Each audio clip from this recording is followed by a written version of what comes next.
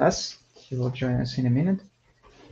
And in the meantime, I could say a couple of words about XTechnology. So hopefully you haven't forgotten what it is. But anyways, so XTechnology is a group of people who are excited and motivated about information technologies, different things, programming, data science, architecture, all of it. So you name it. We try to share the knowledge that we have. We also try to learn new things. And sometimes we're on different projects. We already tried a couple of them, so they are listed here. If you go to our amazing website, xtechnology.dev, you will see a couple of things that we're doing. So yes, we have some projects that we're running. Also, Alex and Andrei had a couple of workshops, amazing ones, and also a couple of other people, so check them out. And what we are doing recently, most often, is so-called code hours. That's when we get together for at least an hour, as it says from the name, and we discuss some new topic, or we actually kind of brainstorm or do an impromptu. And yeah, we already did mock interviews or a couple of small projects that we could explain in an hour. And today we're gonna have another mock interview, or at least that's what we plan for now. So the topic for today will be software system design. And I will be an interviewee today, and Alex will conduct an interview. So for me, it's a debut. I never had system design interviews, only ML system design. So this is something new for me. And also, I'm not a software developer, so I'm pretty sure I'm gonna struggle today with all these terms that software developers and architects are using. But let's see how it goes. So the idea is that Alex will ask me to create the solution design for some software system. And my goal will be to go through some usual things, like I have to define the functional requirements. So what are the things that make this system work, which are necessary. Also talk a bit about non-functional requirements. So what is not super necessary, but also is useful. And then draw like some high-level solution, and then we should probably discuss something in detail. Hey, Alex, how is it going? Good morning. Yeah, nice. Thanks for taking first minutes. Experimenting a bit with the heads. If that how is the sound? No, honestly, it's the same. So my idea was wrong. Sorry. No worries. Yeah. And thanks for But introduction okay. as well. Yeah. So shall we start? I think maybe. Yeah, I think we should start. You give just a quick intro. You'd like to interview for? I mean, your position, but yeah, just in a few words, the idea of this position is. Yeah, so this software system design interview, it's usually one of the interviews that companies like, I don't know, Facebook, Google, Amazon, and so on conduct, and they conduct it for the usual software engineer position. But software engineer could be also in different domains. So it could be software engineer in backend and front end in machine learning. So machine learning software engineer, it's also a position that needs to go through this software design interview. So basically, everyone who is doing some kind of coding has to do this. Yeah. I see. Have you done this kind of interviews before? Did it with No, this is my first one. So I just watched a lot of them online, but that's the first one. Yeah, nice. Yeah, I think in a few of that before once. So let's see how that works.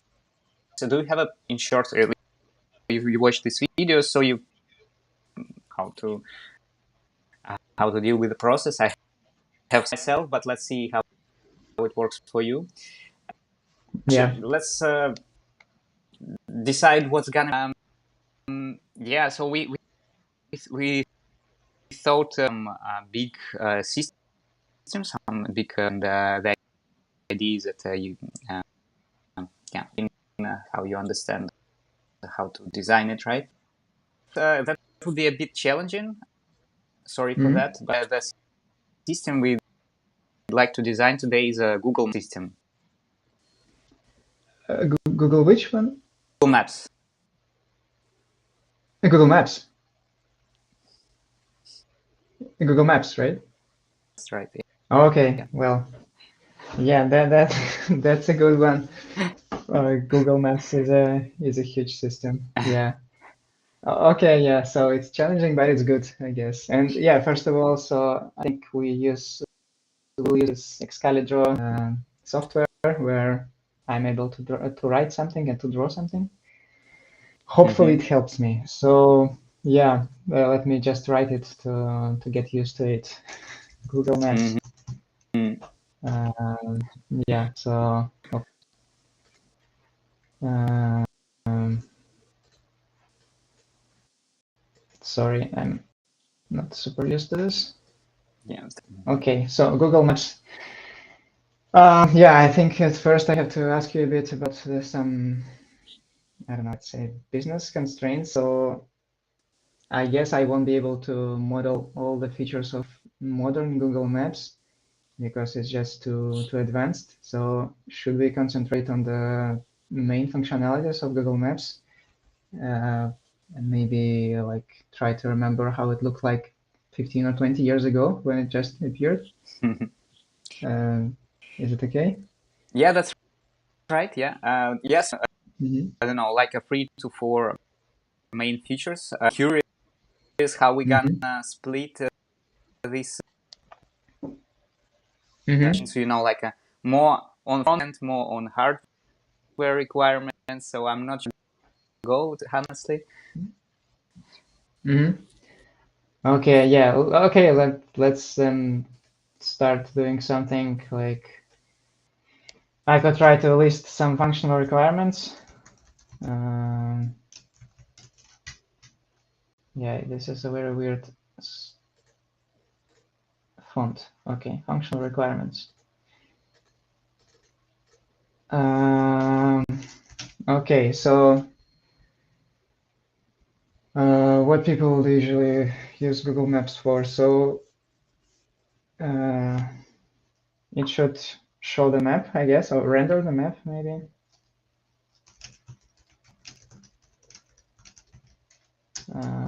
Then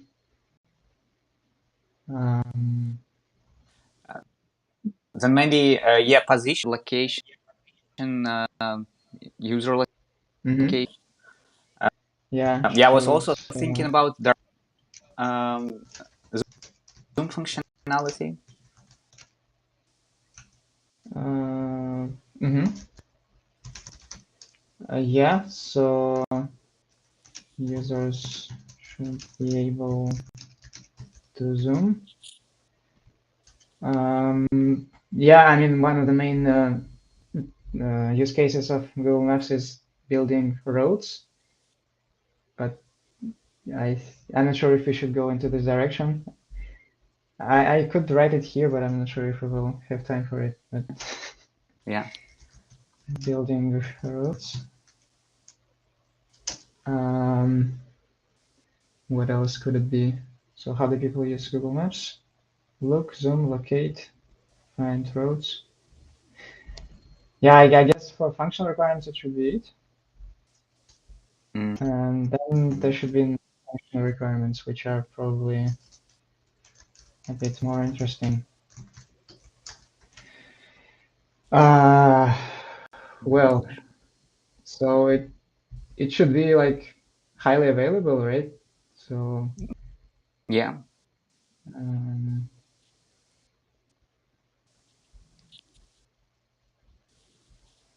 yeah, I'm not sure how to write it. Just I will write it just availability. Maybe, yeah, I don't know. Also, like which part you want to focus, so it should I guess. also be In accessible. Yeah, you know, these non-functional requirements is something interesting for me. So of course it should be available for most of the times. Also, the response time maybe should be somehow restricted. Response time, I don't know, milliseconds or so, so that the customer is not waiting. Restricted.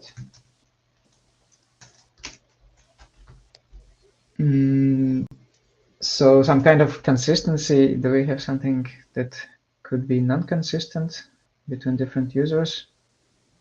I guess not. They should see the same map, but the map is not changing, I guess, very often.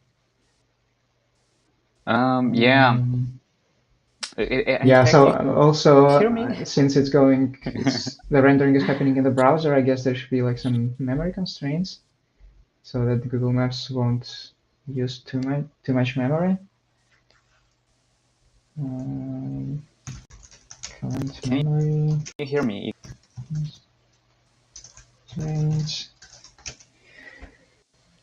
What else could it be there?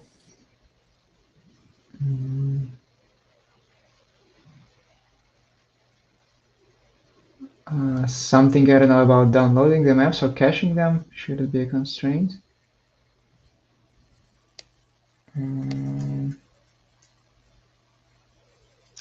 Yeah.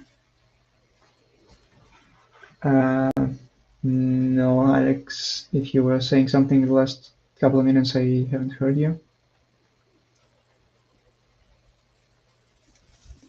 1, 2, I'm not 3. sure if it's only me. 1, 2, 3. Oh. Like that, maybe? Yeah, now I hear you. Yes, now I hear you. Perfect. Yeah. No? Yeah. So if you're telling some requirements, you could probably say once again.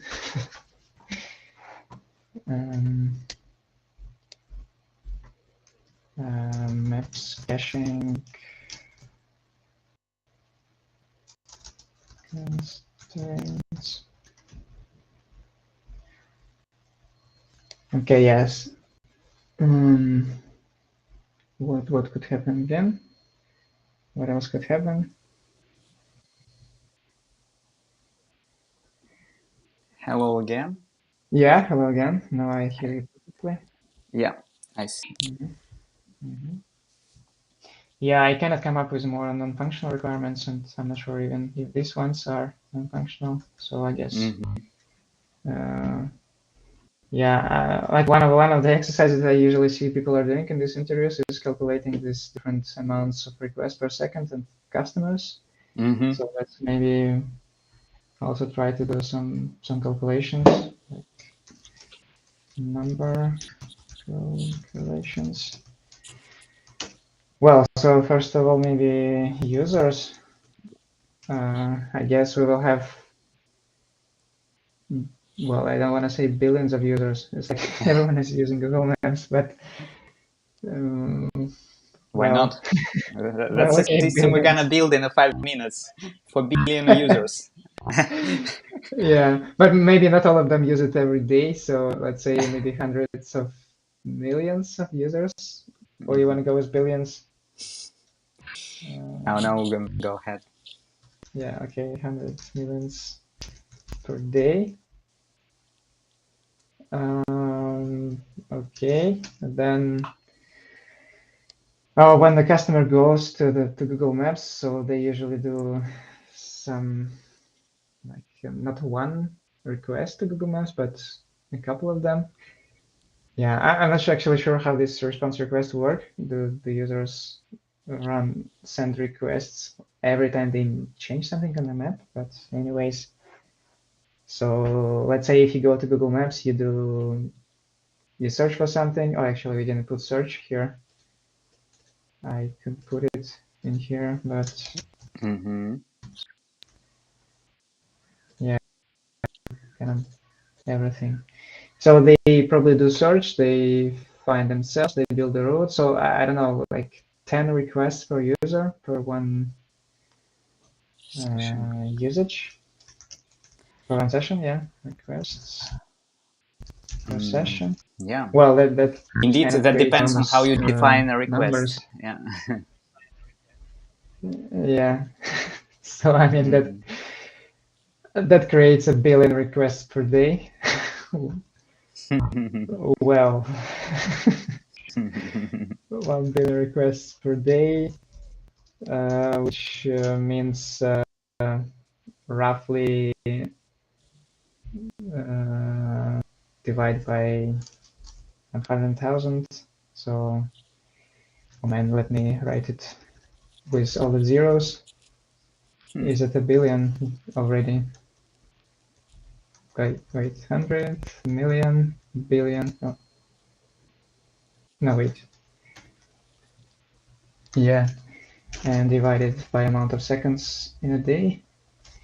So it's 5 zeros, 1. Oh my god. Requests per seconds, right? If I'm not mistaken.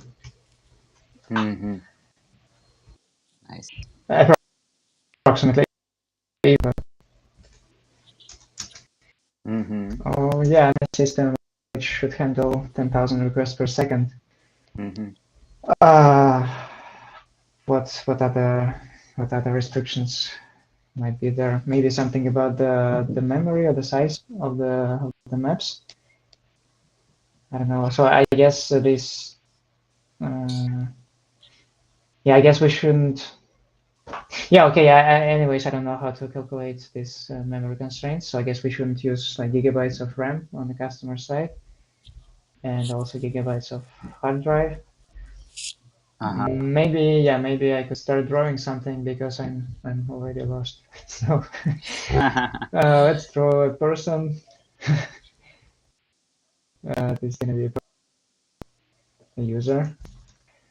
User goes to the client. Client. Oops. Yeah. How to do it properly? Okay, client. No, web for mobile.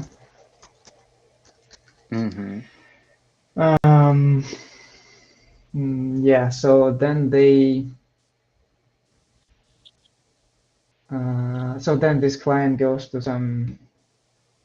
Yeah, let's just create a big service. Maybe we'll fit it Big fetch afterwards. service. Yeah. Yeah. Google Maps service. And then there should be a couple of things that this client can ask this service for. So one thing would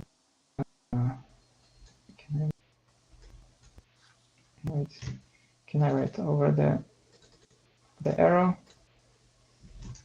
No, I cannot. Okay. So we can ask about the location. Or actually, do we ask for location? So we probably, yeah, our client probably sends the location to Google's Maps service, send location information. So for now, we will say that it will be done automatically not by request. Then Google Maps will return us back the map, which corresponds to this location. Let's say it will send the geolocation. Oh no, send the map for this geolocation. So at this moment, yeah, so at this moment, the client should be able to render this map that we just that Google server just sent us.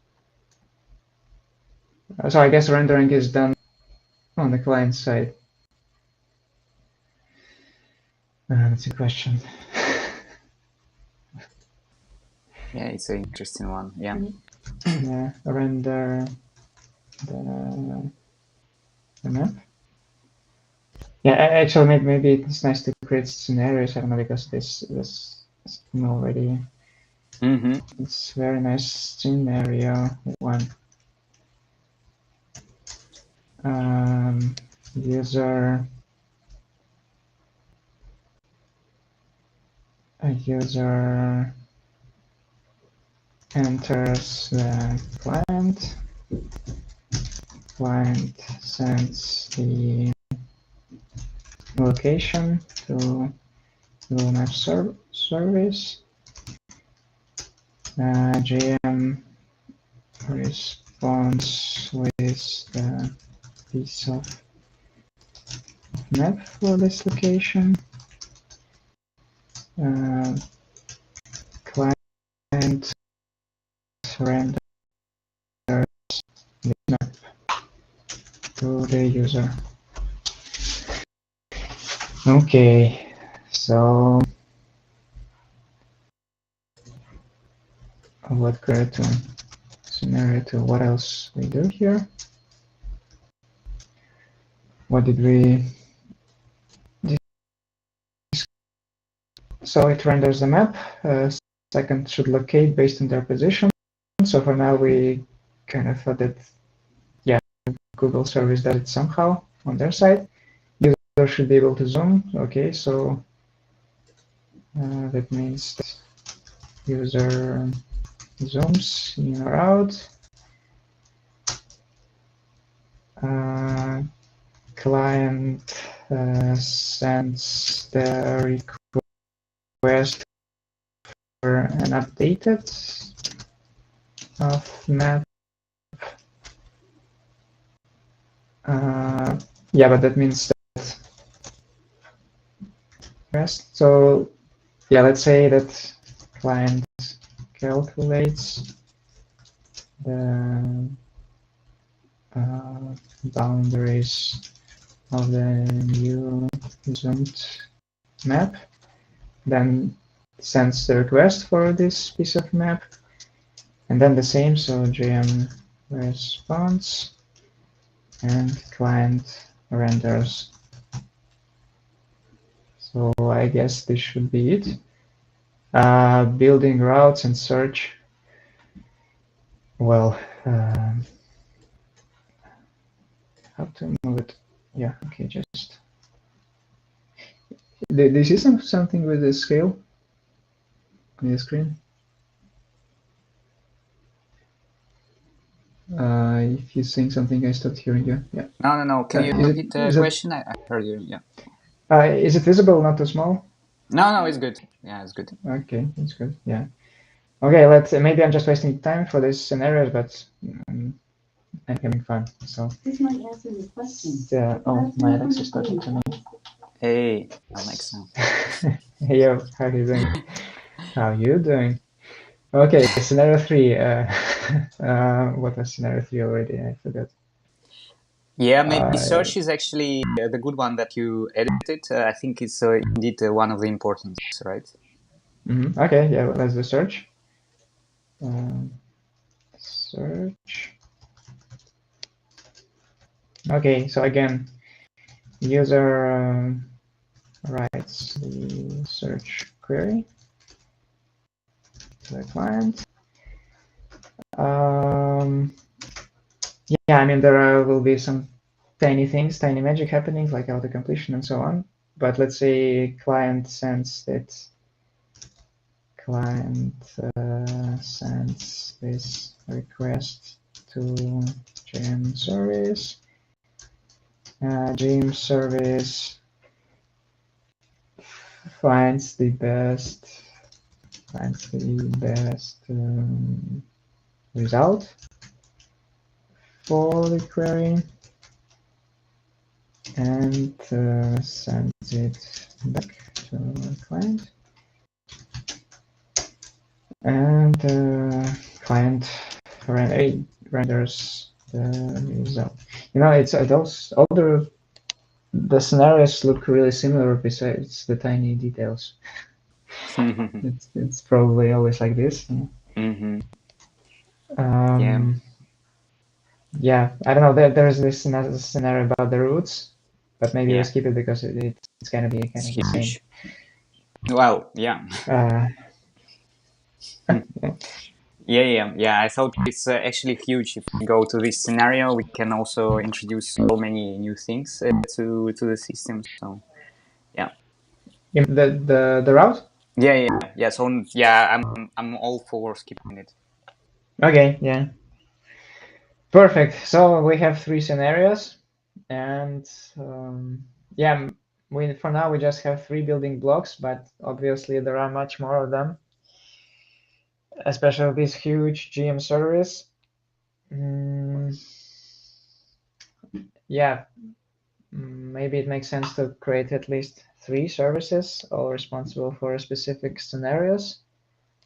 Let me see, actually, are they really different? So the client sends something. So here we send just location. Here we send basically also the location. So scenario 1 and scenario 2 are the same for the GEM service. They are just different for the client. And scenario 3, yeah, it's obviously different. So let's call it maybe GEM location service. And let's make it much smaller. And then we could add GM GM search service.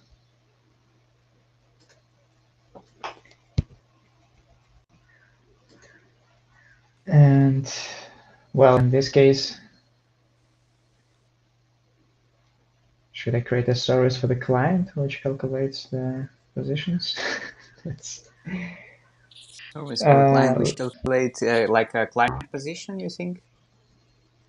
sorry? Yeah, a client position is usually something that that is already built in. I think in most clients nowadays. Mm-hmm. Yeah, I think so. So I was just thinking about this one. So I said that client calculates the boundaries with a GM service. Uh, so user zooms in and out, and client. So I'm wondering how this will be done, like that client knows which boundaries to ask for. Mm-hmm. And I'm not sure if the client should do it, but oh. Okay, let the client do it.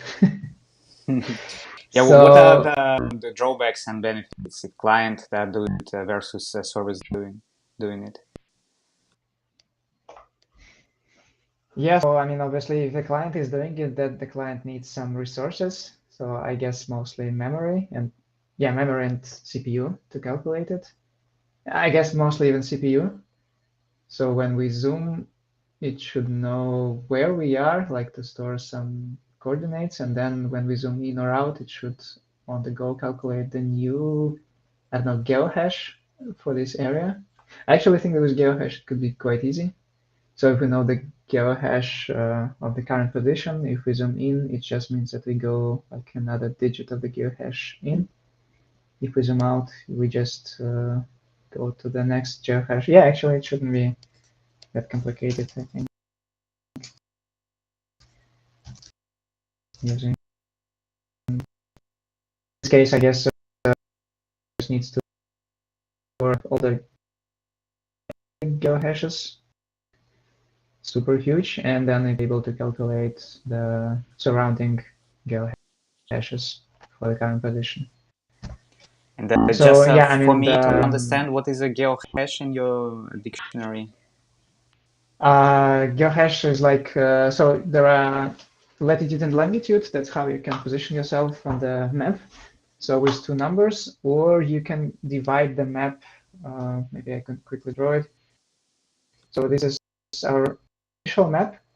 Only we just have one one rectangular. It could be our geohash 0. And then if you want to go to the next level of precision, you can divide this rectangular into, let's say, 4 rectangulars. Oops. Oh my god. And this is already the second level hashes. So now you could be in one of these rectangulars. So by adding just these 2 lines, you already kind of positioned yourself 4 times better. So you already are not in the first rectangular, but only in one of them. And then you do the same for every rectangular. So divide them into 4 parts. And then you're already even more precisely positioned. And every this division on 4, or maybe not 4 rectangulars, adding like another digit or another symbol to our geohash. And by doing this, you can gradually like position yourself on the map more and more precise. Okay. And yeah, I think this kind of could be used because yeah, for let's say you know that you're in here, and then when you zoom out, you just need to know the IDs of these other adjacent geohashes.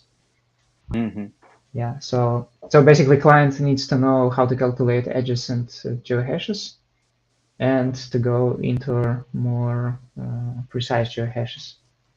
So I guess he needs some. Geohash is like a part of this rectangle, right? And this is then dynamically defined, I could imagine. Like every client has its own resolutions and stuff. I guess there is some kind of standard for geohash, so they are already fixed for the whole Earth map. So there is a system which was already calculated for the map, and you can.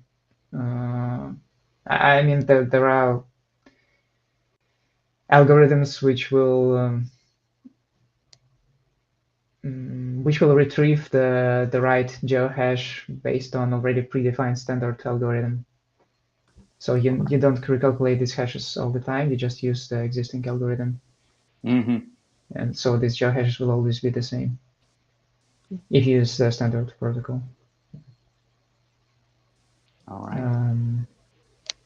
Yeah, so the downside is that you need to store these geohashes in memory and also calculate the adjacent geohashes with your CPU. But the positive side will be that you don't send additional requests and wait for responses to Google server. And everything's happening in your browser, and current machines, I think, are pretty capable of doing these small calculations. So it's just going to be faster, unless you have like 150 tabs open in your browser, which happens with me. Okay, so can I move this? Oh my god, how to properly use it? How can I? You can zoom out a bit as it's infinite veil, I think. Yeah, I just wanted to move all of it. Oh, yeah, like this. Yeah, perfect. Okay, so yeah, half the time has passed and I haven't implemented anything. Well, you're gonna Let's say implement it today. That's fine. Yeah. It's how implement, many of course. we have? Yeah, I meant I haven't even dived deep into any of the services. Okay, I don't know. So GM location service. So what is it doing? So it's GM location service. Yeah, let me write it. Maybe it makes it easier for me. GM location service. So as a request, it gets some. Let's call it maybe geohash ID. Maybe it's not geohash ID, but some ID. Hash ID of some area on the map.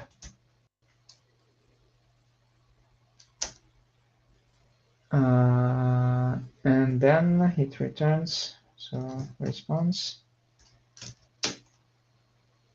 It's interesting what it's returning. Does it return the vector of this map, or it already returns the the image of the map.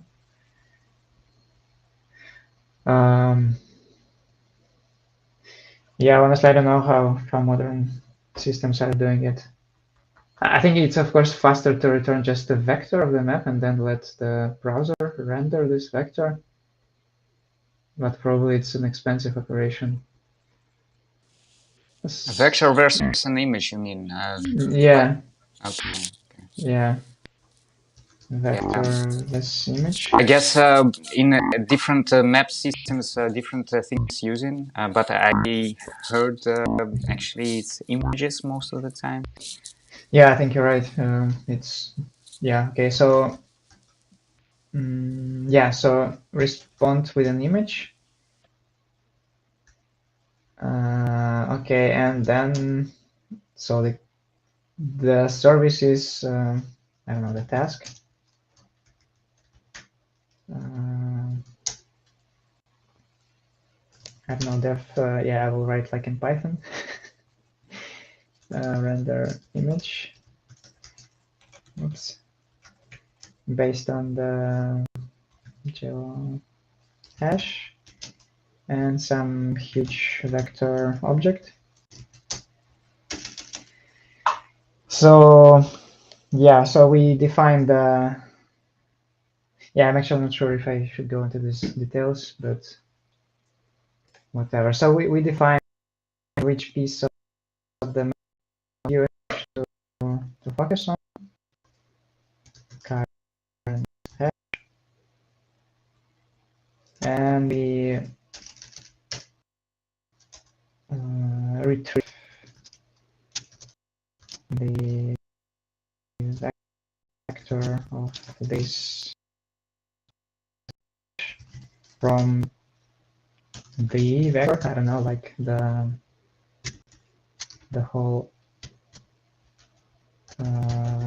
vector of the horse. Let's say, I guess they store it somewhere, and then render the image based on the vector. Yeah, return the image. Nice.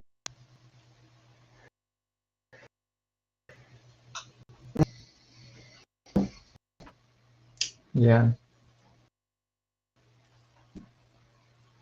What should I say about this location service? So I guess this is the most. So this is service having the most load in the system. It will probably get always 10,000 requests per second. So it should be highly scalable. And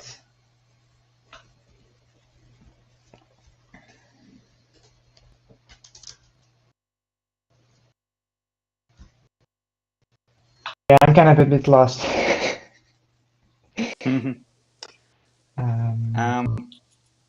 Yeah. Because I can say the same about all the services. They should be scalable. Yeah, that's fine. You named the word, so yeah, you already passed in the interview. No worries. Yeah, depends what interview. Yeah, it's like the first attempt, so I shouldn't worry about this. But I'm worrying about the content I should in this. Yes, it should be scalable, but how we can make it scalable? How can we make? How can we build a service which deals with 10,000 requests per second? So it, yeah, there should be some. I don't know how these databases are called, like a memory database or cache database. I just know some names like Redis or Aerospike that are usually dealing with this amount of requests. And so this is a key value kind of database. Yeah. And I guess so as a key there should be this geohash ID. And so the users will retrieve. The users will go to the client, and client sends a request which retrieves this geohash ID. and the value in this database will be it's not actually a value because based on this request we should run some calculations. It's not just we retrieve something. Can we actually? Yeah, I think we can pre-render the images, right? So To be honest, yeah, I think think they're just stored. They are not rendered from a vector information. Yeah, you're right. Yeah, I somehow think about this rendering. You're right. Yeah, so of course Google pre-renders all these images, all possible images, probably not the Pacific Ocean images, but images of the most popular areas in the Earth, and they already stored these images with some ID. So I think this, this fast in memory, like I don't know, Reddit or Spike names. It should look like this. So key is the geohash ID, and the value is the image URL, let's say, of this ID. So images are pre-calculated. So we get the image URL back, and then based on this URL, we can retrieve the image itself from some image. I can just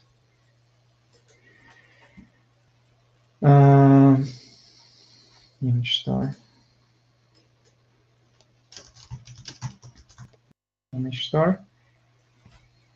new service. Then yeah, this image store sends the image back to the client. No, we don't need to send images left and right, right? We just, the client can go to the store, I guess. So yeah, we return this image URL to the client, and then the client goes to the image store and retrieves this image and just shows it to us. Does it make sense if I try to draw this schema of what's happening?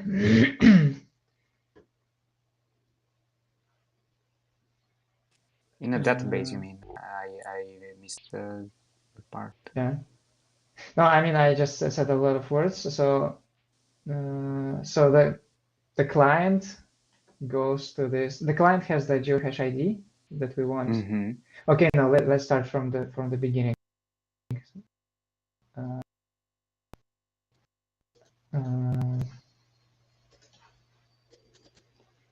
Users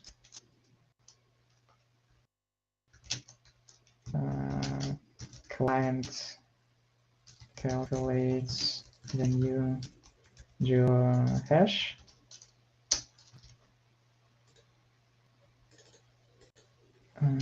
Client sends this hash to Google Maps service. Then fast DB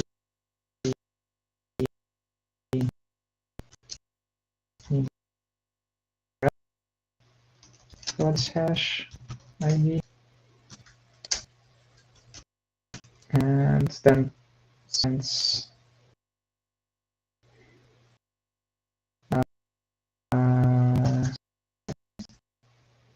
and client downloads storage, and yeah, shows the image. Surely it's somehow like this. Yeah. What are the interesting things in here? So yeah, I guess we can say something like these databases, there should be tons of these databases. because they should respond quite fast, and one database probably won't be able to do it, all of it. So I guess we can duplicate this in memory DB. And yeah, I don't know. Let's call this caching. So first of all the user requests are of course cached because mostly people will ask for the same areas, and they already yeah, but then where is it cached? Okay, so it doesn't make sense to cache anything in here.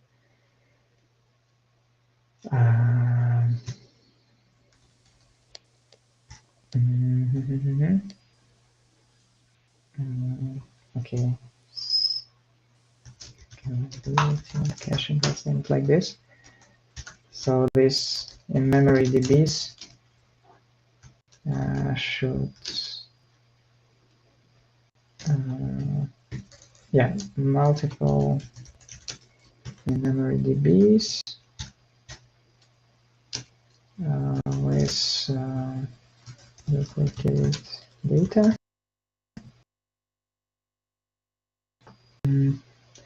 So there should some, I don't know, load balancer in between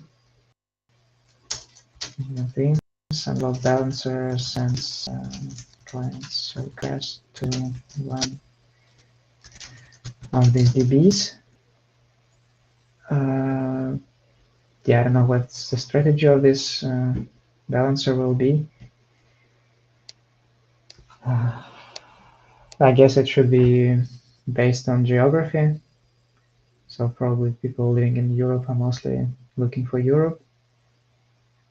But yeah, I don't know, there could be any strategy. What else? What else about scalability or caching? So multiple memory DBs. Well, since there are multiple, they should be somehow synchronized with each other. So there's this consistency between these memory DBs. I mean, ideally they need to have the same information, but Google sometimes recalculates these images for the same vectors because the images are updated, the new satellite photos are created, and I guess in some in-memory DBs there are URLs, there are image URLs pointing to the old images, not updated, and in some memory DBs there are links to the new images. I guess that's not a huge problem. So how you say it, eventually consisting, that in some moment of time they correspond to the same stuff, but it's not super necessary here.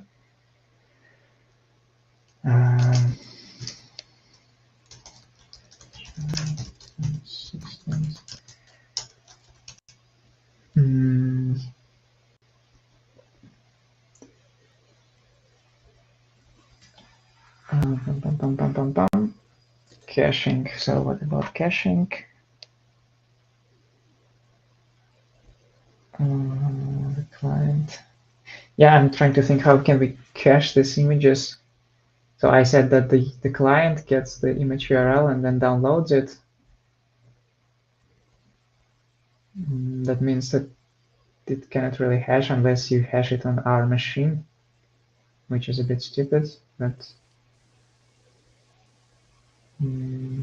well, at least we can probably hash these images. So let's say we have some Google storage which has all the images, and this storage is located somewhere, or maybe it's duplicated in different parts of the world.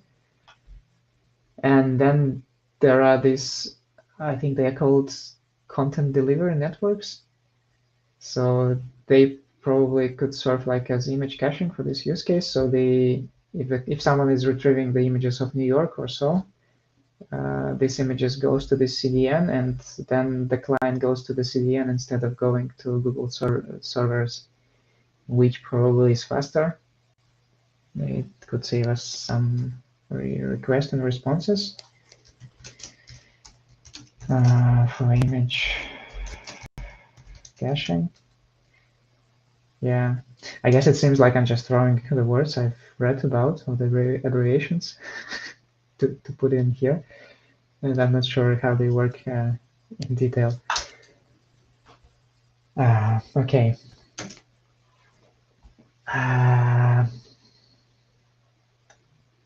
What else? What else in here?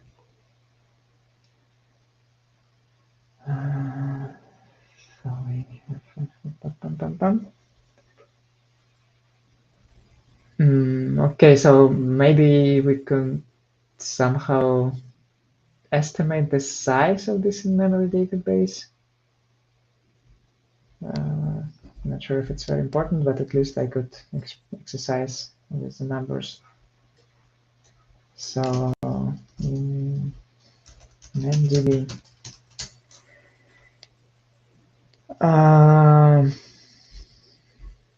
so amount of geohashes in the world. So geohash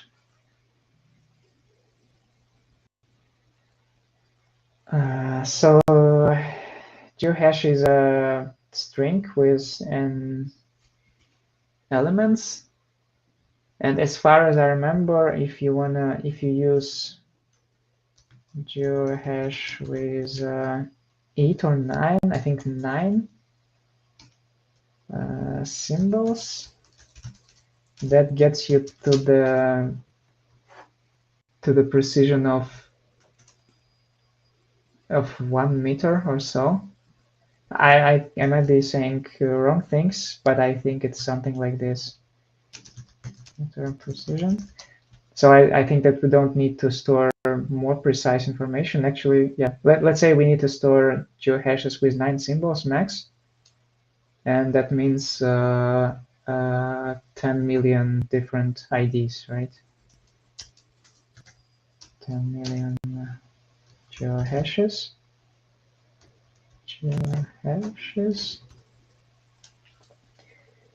And for this 10 million geohashes, we have basically 10 million different images, right?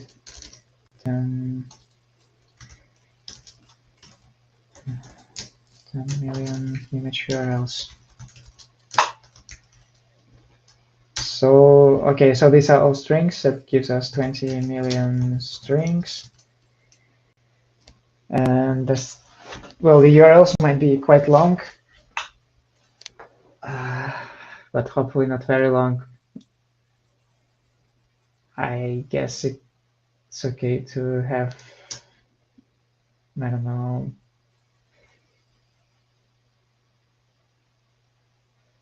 1 kilobyte is too much probably for one string. It's way too low. I was thinking 3 kilobytes is a limit actually for URL. Okay, yeah.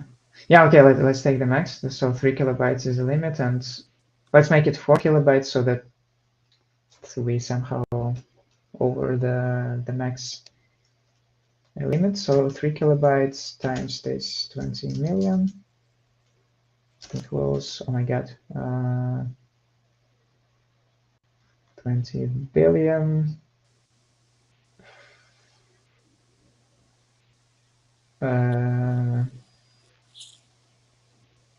gigabytes. This calculation, but wait. I'm not fully following this last calculation pass, to be honest. I'm not sure if you want to repeat. So how did we get from these symbols, 9 symbols per hash, geohash you said, and then 10 million geohashes is covering the whole Earth? Is that the calculation? Yeah, I said so. The idea was that if you have so geohash is something like ABC, or if it's 9 symbols, it could be like this. So, and that means that we have 9 or 10 million different geohashes, if I'm not mistaken. Am I mistaken? Oh wait, I think I am. Yeah. No, I think Yeah, it's I close. am. I think that. 10 in, Wait. 10 in power 10. It sounds Yeah, 10 in nice, power fine. 10. Yeah. Yeah. Okay, No, so 10 in power actually, 10, no, but it's not 10. no, No. it's 20 in power 10, right? Something like that, or even more. If we allow more symbols, of course. Yeah, no, wait.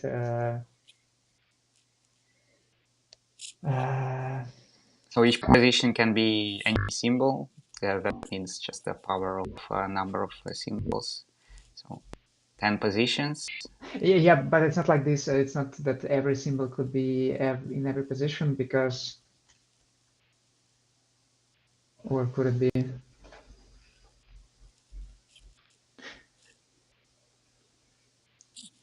No, it's not that every symbol could be in every position, because the first symbol means the first level of precision. And let's say I think there exist like 32 levels, 32 first level rectangulars. So the first digit is only 32. Ah, well, you're right. So, okay. Yeah, that's kind of 32 to the power of 9. Yeah, but that's yeah. What this number would mean? Like this is the whole amount of URLs we need to have, or is that? Oh no, that's just possible number of URLs, right? Yeah, that's the max possible amount of URLs that we might need to have. Okay. Yeah, and that's kind of a lot. Yeah. Yeah, I mean, definitely we don't need this precision for oceans, which is more than the half of the yours, but still the same magnitude. But actually, I think we're not very far from it, right? So 10 to the power of 9, it's a billion, right? So it's 10 billion, not 10 million. I was mistaken. And the target still for this last calculation, is it like are we good to solve this number or URLs? Is that you're trying to calculate? Yeah, I was trying to calculate so how much, how big this memory database should be to store all the possible hashes and the image URLs. All right. And seems like it should be like just enormous. So we go to terabytes, right?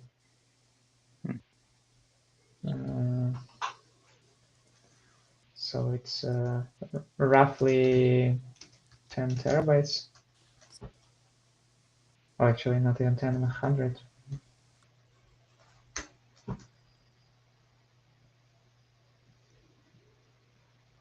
Gigabytes, terabytes. No, wait. So we have 4 kilobytes, 4 bytes, and there we go. Yeah, I guess it's around hundreds of terabytes. Maybe I'm mistaken by a couple of magnitudes again. But I guess this amount is way too much to be stored in MemoryDB. And in this case, we need to partition it on different. Yeah, I'm not actually sure if it's called partitioning when you want to have different instances of DB. It's probably sharding, right? Not partitioning. Yeah, Igor, it's almost 11. We will call you. No, it's Yeah. good, man. Yeah, just maybe to very very cool exercise. So I don't know, maybe if you wanna do some few sentences about how do you feel about the session. What is Yeah. what was let's say what your plans to improve for the future? What do you think should be done differently? Yeah. I mean, first of all, thanks a lot for this exercise, because, yeah, it's a cool one. It's a huge one. And that clearly shows that I haven't thought of these huge ones. So I was thinking about smaller ones, but now it makes sense. And what to improve? I mean, a lot of things. So I was even struggling to write, basically to find functional requirements for what this instrument is gonna do. And I think I wrote too much in here, so we didn't even go to building routes. So probably didn't make even sense to mention it.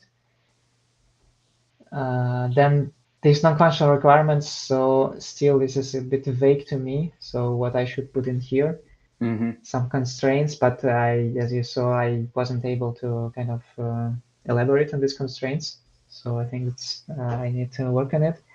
Then this high-level architecture, it's still very, very basic. I think it should be done a bit more precise to be a bit more clear, not just GM service and this. And I didn't go, well, we tried to go in deep into the dislocation service, and we discussed a bit about like geohashes and how to store vectors or images. And we started to think about the database, but still I think it's not really in deep. Maybe I should just have taken another strategy and not to get deep into this and try to get deep into something I know. I think I could tell more about the search, as it just involves a bit of, I don't know, machine learning things. I could talk a bit more about it, but I didn't. And yeah, obviously there is no like final structure in my answer. So a lot of different scenarios and a lot of calculations. So I think I just have to come up with some idea of how to guide the interviewer in here, like what to do now, what to do now, where to focus on, maybe.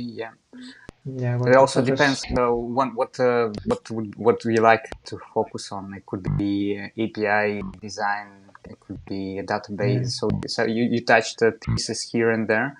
I think it's really cool, and also to find a place, not a place, but where you're gonna focus. And indeed, like you said, maybe skip some of the requirements, initial ones. But I mean, it's good that you mentioned them. But indeed, like for current step, we don't want to go. Nice. Yeah, and yeah, I actually forgot even the word API. So I didn't mention anything about APIs. Okay. Well, request responses, yeah. Yeah, well, so my answer should be kind of much better shaped. So this was just like thinking left and right. Yeah. Just attempt anyways. Thanks for that, Jack. Let's continue practicing. It's super useful, probably.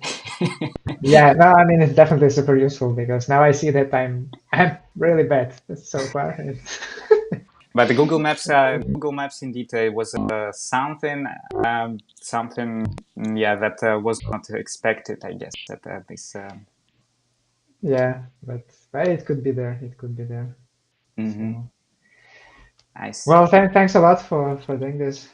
Yeah, thanks a lot for watching us, and join us next week. It's gonna be something different, or maybe something similar. We can kind of see it.